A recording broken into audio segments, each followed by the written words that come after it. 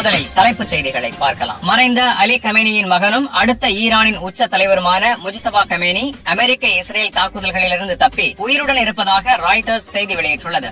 ஈரானில் இருந்து கொண்டு எதிரிகளுக்கு உதவுபவர்கள் எதிரிகளாகவே கருதப்படுவார்கள் என்று ஈரான் தலைமை நீதிபதி சோலம் ஹுசைனி மஹசனி இஜய் எச்சரித்துள்ளார். மேலும் அமெரிக்காவுக்கு எதிராக நடைபெறும் இந்த போரில் ஈரானிய மக்கள் யாரும் அவர்களுக்காக பேசவும் செயல்படவும் வேண்டாம் என கேட்டுக் கொண்டுள்ளார்.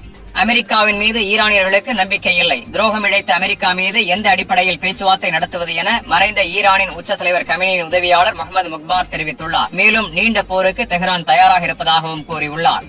சீனாவின் காஸ்கோ ஷிப்பிங் நிறுவனம் மத்திய கிழக்கு பிராந்தியத்தில் தனது அனைத்து புக்கிங்களையும் நிறுத்தி வைத்துள்ளது.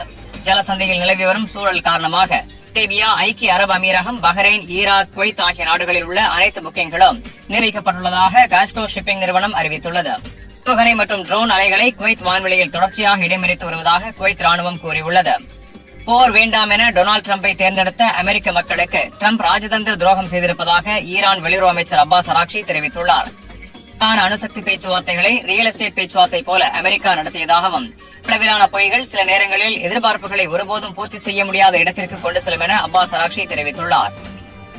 ஈரானுக்கு எதிரான போரில் ஸ்பெயின் ராணுவ தளத்தை பயன்படுத்த அமெரிக்காவுக்கு ஸ்பெயின் அனுமதி அளிக்கவில்லை. இதனால் ஆத்திரமடைந்த டிரம்ப் ஸ்பெயினுடன் அனைத்து பொருளாதார உறவுகளையும் அமெரிக்கா துண்டித்துவிடும் என எச்சரித்துள்ளார். இதற்கு பதிலடி தரும் வகையில் ஸ்பெயின் பிரதமர் சாnchez ஸ்பெயின் மக்கள் பேரழிவுகளுக்கு எதிரானவர்கள் என்றும் ஸ்பெயின் அரசின் நிலைப்பாடு போர் வேண்டாம் என்பதை தெளிவுபடுத்தியுள்ளார். அமெரிக்க இஸ்ரேல் கூட்டுப்படை ஈரான் மற்றும் லெபனானில் தொடர்ச்சியான தாக்குதல்களை நடத்தி வருகிறது. இந்த இரு நாடுகளில் மட்டும் இறப்பு எண்ணிக்கை 800-ஐ கடந்துள்ளது. வளைகுடா நாடுகள் மீது ஈரான் நடத்தி வரும் ஏவுகணை தாக்குதல்களில் வீரியம் சற்று குறைந்திருக்கிறது. ஆனால் வான்வெளியை முழுமையாக பயன்படுத்த முடியாத நிலையில் மத்திய கிழக்கு நாடுகள் இருப்பதாக கூறப்படுகிறது. ஹார்மோஸ் ஜலசந்தியை முழு கட்டுப்பாட்டில் எடுத்த ஈரான். வளைகுடா நாடுகளில் குறைந்து வரும் ஏவுகணை எதிர்ப்பு இடைமறிப்புகள் சிக்கலில் அரபு நாடுகள்.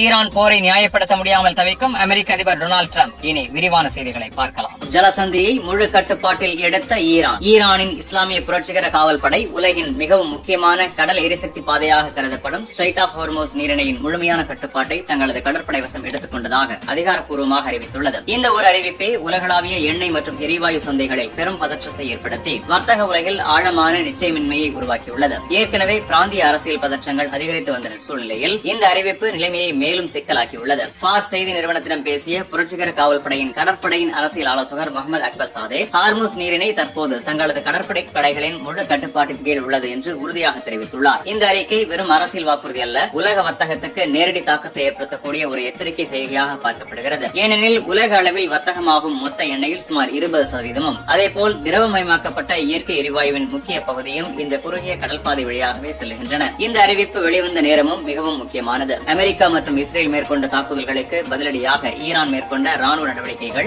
ஏற்கனவே எண்ணெய் சந்தைகளில் அதிர்வுகளை ஏற்படுத்தியிருந்தன. அந்த பின்னணியில் அமெரிக்க அதிபர் டொனால்டு டிரம்ப் தேவைப்பட்டால் அமெரிக்க கடற்படை எண்ணெய் டேங்கர்களை பாதுகாப்புடன் ஹார்மோஸ் நீரிணை வழியாக அனுப்ப முடியும் என்று கூறியிருந்தார். இது வாஷிங்டன் நிர்வாகம் வணிக கப்பல் போக்குவரத்தை பாதுகாக்க நேரடியாக தலையிட தயாராக இருப்பதை சுட்டிக்காட்டுகிறது. இதற்கிடையில் ஈரான் புரட்சிகர காவல் படையின் தளபதியின் ஆலோசகர் பிரிகேடியர் ஜெனரல் இப்ராஹிம் ஜபாரி கடுமையான எச்சரிக்கையை விடுத்துள்ளார். ஹார்மோஸ் நீரிணையில் செல்ல முயற்சிக்கும் எந்த கப்பலும் எரியும் என்ற அவரது கூற்று உலக அளவில் அதிர்ச்சியை ஏற்படுத்தியுள்ளது. மேலும் பிராந்தியத்திலிருந்து ஒரு துளி எண்ணெய் கூட வெளியேற அனுமதிக்க மாட்டோம் என்ற அவரது வாக்குறுதி இந்த நீரிணை வழியாக செல்லும் அனைத்து நாடுகளுக்கும் நேரடியான எச்சரிக்கையாக பார்க்கப்படுகிறது. இந்த அரசியல் மற்றும் ராணுவ பதற்றத்தின் நேரடி விளைவு கடல் போக்குவரத்தில் ஏற்பட்ட கடுமையான சரிவாகும். CNN வெளியிட்ட தகவலின்படி S&P குளோபல் கமாடிட்டிஸ் அட்சை தரவுகளை மேற்கோள் காட்டி திங்கட்கிழமை 2 எண்ணெய் மற்றும் ரசாயன டேங்கர்கள் மட்டுமே ஹார்மோஸ் நீரிணையை கடந்துள்ளன என்று தெரிவிக்கப்பட்டுள்ளது. சாதாரணமாக ஒரு நாளைக்கு சுமார் 60 கப்பல்கள் இந்த பாதையை பயன்படுத்துகின்றன. ஆனால் இப்போது அந்த எண்ணிக்கை திடீரென சரிந்துள்ளது. இது உலக வர்த்தக நரம்பில் ஏற்பட்ட தடை என கூறலாம். ஓமன் மற்றும் ஐக்கிய அரபு எமிரேட்ஸ் கடற்கரைக்கு அருகில் கப்பல்களுக்கு எதிரான தாக்குதல்கள்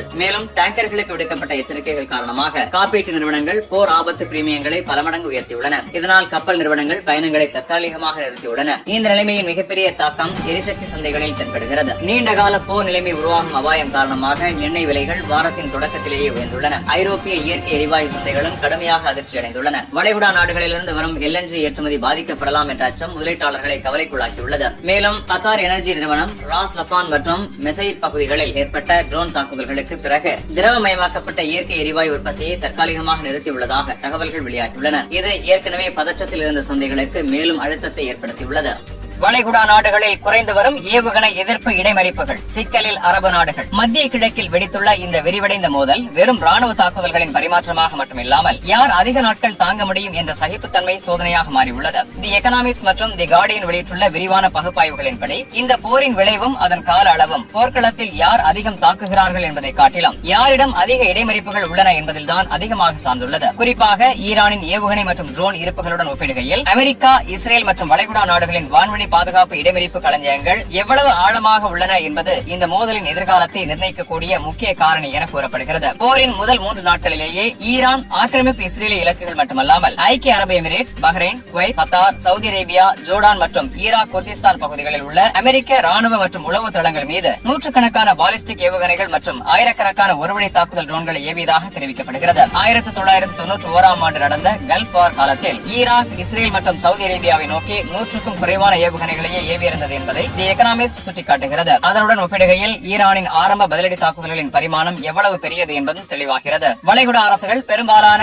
வரும் ஏவுகணைகள் வெற்றிகரமாக இடைமறிக்கப்பட்டதாக வலியுறுத்தினாலும் தாக்குதல்களின் வேகம் வான்வழி பாதுகாப்பு அமைப்புகளுக்கு மிகுந்த அழுத்தத்தை ஏற்படுத்தியுள்ளது. துபாய் போன்ற நகரங்களில் மக்கள் அடிக்கடி மேலே வெடிக்கும் இடைமறிப்பு காட்சிகளை காண வேண்டிய நிலை ஏற்பட்டுள்ளது. 2 நாட்களில் மட்டும் சுமார் 800 இடைமறிப்பு ஏவுகணைகள், குறிப்பாக பேட்ரியாட் PAC-3 மற்றும் தாட் போன்ற மேம்பட்ட அமைப்புகள் பயன்படுத்தப்பட்டிருக்கலாம் என்று மதிப்பிடப்படுகிறது. ஆனால் இவை மலிவானவை அல்ல. அவற்றின் உற்பத்தி திறனும் குறைவு. லாக்ஹீட் மார்டின் ஆண்டுக்கு சுமார் 600 PAC-3 ஏவுகணைகளையே தயாரிக்கிறது. தாட் அமைப்புகளின் உற்பத்தி அதைவிட குறைவு. இவை உலகின் பல பகுதிகளுக்கு இந்தோ பசிபிக், ஐரோப்பா, அமெரிக்க உள்நாடு விநியோகிக்கப்படுகின்றன. எனவே தாக்குதல் வேகம் தொடர்ந்தால் வளைகுடா நாடுகள் இடைமறிப்பு களஞ்சியங்களை பகிர்ந்து பயன்படுத்த வேண்டிய கட்டாயம் உருவாகலாம். இந்த மோதல் தற்போது ஒரு பரந்த பிராந்திய போர்க்களமாக மாறியுள்ளது. Qatar, Abu Dhabi, Kuwait, Iraq, Bahrain, Oman ஆகிய இடங்களில் உள்ள அமெரிக்க தளங்கள் தாக்குதலுக்குள்ளாகியுள்ளன. 2ஆம் உலகப் போருக்கு பிறகு மேற்கு ஆசியாவில் இவ்வளவு பரந்த அளவில் பரவிய மோதல் அரிது என்று தி கார்டியன் குறிப்பிடுகிறது. வாஷிங்டனில் உள்ள centre of New American Security பாதுகாப்பு திட்ட இயக்குநர் ஸ்டேசி பெட்டிஜான் இந்த மோதலை ஆயுத போட்டி என்று விவரிக்கிறார். அதாவது ஒருபுறம் அமெரிக்கா மற்றும் இஸ்ரேல், மறுபுறம் ஈரான் பெரிய அளவிலான துல்லியமான ஆயுதங்களை பரிமாறிக்கொள்கின்றன. முக்கிய ஆயுதங்களின் ஆழமான இருப்பு யாரிடம் உள்ளது என்பதுதான் கேள்வி. ஈரானின் இருப்புகள் எவ்வளவு ஆழமானவை என்பது பெரிய அளவில் அறியப்படாதது என்று அவர் கூறுகிறார். இதற்கிடையில் ஐக்கிய அரபு எமிரேட்ஸ் தனது இடைமறிப்பு இருப்புகள் குறைந்து வருகின்றன என்ற தகவல்களை மறுத்துள்ளது. 174 பாலிஸ்டிக் ஏவுகணைகளில் 161 இடைமறித்ததாகவும் 689 ட்ரோன்களில் 645 சுட்டு வீழ்த்தியதாகவும் தெரிவித்துள்ளது. இருப்பினும் செயற்கைக்கோள் படங்கள் மற்றும் சமூக ஊடக காட்சிகள் வேறு சிக்கலான நிலையை சுட்டிக்காட்டுகின்றன. IRGC தனது படைகள் THAAD அமைப்பின் முக்கிய அங்கமான AN/TYP-2 ரேடாரை அழித்ததாக அறிவித்துள்ளது. அல்ருவைஸ் தளத்திலும் ஜோர்டானில் உள்ள முவஃபக் சால்தி விமான தளத்திலும் இந்த ரேடார்கள் அழிக்கப்பட்டதாக தகவல்கள் வெளியாகியுள்ளன. இவை ஆரம்ப எச்சரிக்கை மற்றும் இடைமறிப்பு ஒருங்கிணைப்புக்கு மைய தூண்கள். மேலும் கத்தாரில் உள்ள அல் உதைத் விமான தளத்தில் AN/FPS-132 ரேடாரும் அழிக்கப்பட்டதாக தகவல்கள் கூறுகின்றன. இந்த ரேடார் சுமார் $1.1 பில்லியன் மதிப்புடையது. நீண்ட தூர ஏவுகணை கண்டறிதலுக்கும் அமெரிக்கா நேட்டோ பாதுகாப்பு வலையமைப்பிற்கும் முக்கியமானது. இதன் அழிவு பிராந்திய பாதுகாப்பை மட்டுமல்ல, சீனா மற்றும் ரஷ்யா போன்ற பெரிய சக்திகளுக்கு எதிரான அமெரிக்காவின் பரந்த ஏவுகணை பாதுகாப்பு நிலைக்கும் பாதிப்பை ஏற்படுத்தக்கூடியது. ஸ்டிம்சன் சென்டர் ஆய்வாளர் கெல்லி கிரியகோ எச்சரிப்பதாவது, வளைகுடா நாடுகள் பலவற்றை எரித்து வருகின்றன. இருப்புகள் குறைந்தால் எந்த சொத்துக்களை பாதுகாப்பது, எதை விட்டுக் கொடுக்கலாம் என்ற கடினமான முடிவுகள் எடுக்கும் நிலைக்கு தள்ளப்படலாம். ஈரானியர்கள் இதை நன்றாக அறிவார்கள் என்றும் சிறிய அலை தாக்குதல்களை தொடர்ந்து நடத்தி பாதுகாப்புகளை சூறுவடை செய்வது 1000 வெட்டுக்களால் மரணம் போன்றது என்றும் அவர் விளக்குகிறார். இது வெறும் ராணுவ சமநிலை அல்ல, செலவும் உற்பத்தி கால அளவுகளும் இந்த போரின் திசையை தீர்மானிக்கின்றன. ஒரு ட்ரோனை இடைமறிப்பதற்கான செலவு அதை தயாரிப்பதற்கான செலவின் 5 மடங்கு அதிகமாக இருக்கலாம். மேம்பட்ட அமெரிக்க இடைமறிப்பு ஏவுகணைகள் விலை உயர்ந்தவை மட்டுமல்ல, மீண்டும் தயாரிக்கவும் நீண்ட காலம் எடுக்கிறது. உலக அளவில் குறிப்பாக உக்ரைன் மற்றும் தைவான் போன்ற பகுதிகளில் கூட அதிக தேவை உள்ளது. இடைமறிப்பு இருப்புகள் கணிசமாக குறைந்தால் தாக்குதல்களை நிறுத்தி பேச்சுவார்த்தை நடத்த அழுத்தம் அதிகரிக்கலாம் என்று பெட்டிஜான் எச்சரிக்கிறார். அமெரிக்கா தனது படைகளை திரும்ப பெற முடியும், ஆனால் இஸ்ரேல் அதை போல எளிதில் செய்ய முடியாது. இதனால் வளைகுடா நாடுகளே இந்த பதிலடி தாக்குதல்களின் பெரும் சுமையை தாங்கும் நிலை உருவாகியுள்ளது.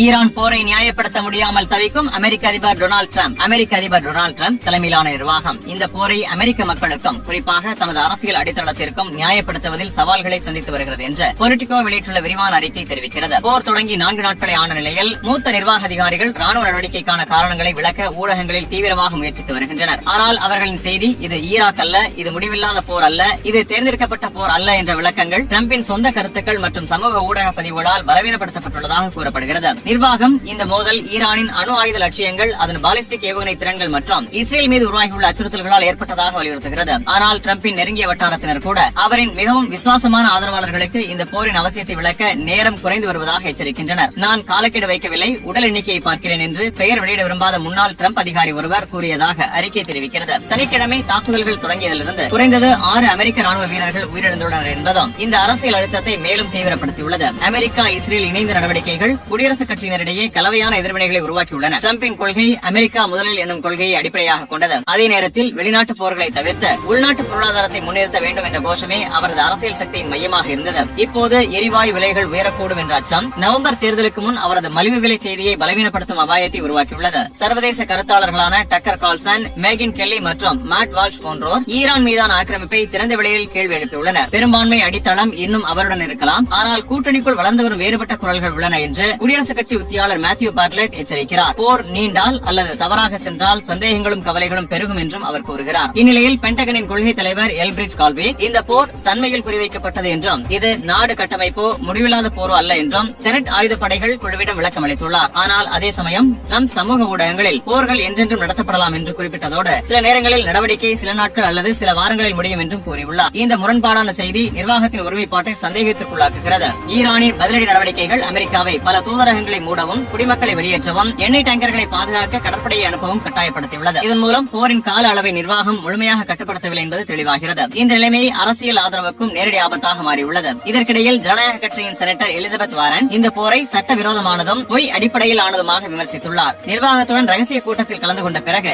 ஈரானில் தெளிவான திட்டம் எதுவும் இல்லை, இந்த போருக்கு ஒரு தெளிவான காரணத்தையும் அதை எப்படி முடிப்பது என்ற திட்டத்தையும் அதிபர் வழங்கவில்லை என்று அவர் குற்றம் சாட்டியுள்ளார். இந்த தேவையற்ற மோதலில் ஏற்கனவே உயிரிழந்தவர்களுக்கு நான் துக்கப்படுகிறேன் என்றும் அவர் கூறினார். அதேபோல செனட்டர் மார்க் வார்னர் ஈரானியர்களால் அமெரிக்காவுக்கு உடனடி அச்சுறுத்தல் இல்லை, இஸ்ரேலுக்கு அச்சுறுத்தல் இருந்தது என்று தெரிவித்துள்ளார். இஸ்ரேலுக்கான அச்சுறுத்தலை அமெரிக்காவுக்கான உடனடி அச்சுறுத்தலாக சமமாக கருதினால் நாம் அறியப்படாத பகுதியில் நுழைகிறோம் என்ற அவரது எச்சரிக்கை இந்த போரின் சட்ட மற்றும் முக்கிய அடிப்படைகளை கேள்விக்குள்ளாக்குகிறது. முன்பு தி வால் ஸ்ட்ரீட் ஜேர்னல் வெளியிட்ட தகவல்களை மேற்கோள் காட்டி ஈரானை தாக்குவதற்கான உளவு தகவல்கள் தவறாக சித்தரிக்கப்பட்டதாகவும் அவர் கூறியிருந்தார்.